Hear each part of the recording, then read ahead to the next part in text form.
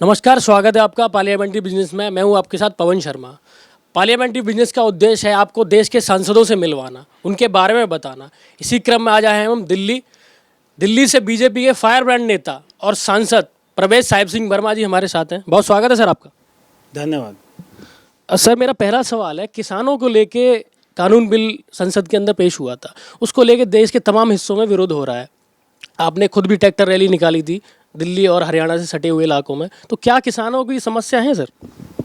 देखिए, ये किसानों की जो समस्या थी उसको ख़त्म करने के लिए प्रधानमंत्री नरेंद्र मोदी जी, हमारी सरकार ये किसान बिल लेके आए। किसानों की समस्या ये थी कि उनकी जो फसल का दाम है, जितना बड़ी बड़ी कंपनियां उनकी फसल को ख़रीद कर उनका वो फाइनल प्रोडक्ट बनाकर जो दाम उसको लेती है, जितना मुनाफा कमाती है, वो किसान को उसके कंपैरिजन में कोई भी मुनाफा नहीं मिलता है। इसलिए किसान को मुनाफा मिले, बीच के बिचौलिए ख़त्म हो जाएं, बीच के जो सारे दलाल हैं वो ख़त्म हो जाए और किसान को पूरे देश में अपनी फसल कहीं पर भी बेचने की अनुमति हो। उसको कोई लाइसेंस, उसको कोई परमिशन, ये सारी प्रक्रिया से ना गुजरना पड़े। ये सारी बातें सोचकर ये किसान बिल आया है।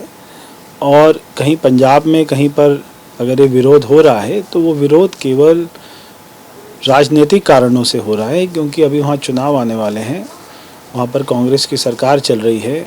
दूसरा जो वहाँ पे बड़ा दल है अकाली दल, उनको भी किसानों के बीच में वोट मांगने के लिए जाना है। इसलिए ये सारे राजनीति कारणों से इसका विरोध हो रहा है। हम सभी जानते हैं कि मोदी जी की सरकार अभी अगले 4 साल और चलेगी, उसके अगले 5 साल और वो दोबारा चुन के आएंगे, तो 9 साल तो ये तय हैं कि हमारे देश के प्रधानमंत्री मोदी जी रहेंगे। और भगवान करे उनका स्वास्थ्य अच्छा रहे और वो और इस देश की सेवा करें। तो उनके रहते रहते ही किसानों को आने वाले समय में ये पता लग जाएगा कि उनको कितना इसका फ़ायदा मिल रहा है, और ये सभी के सामने आ जाएगा, ये बात किसी से छुपी नहीं रहेगी।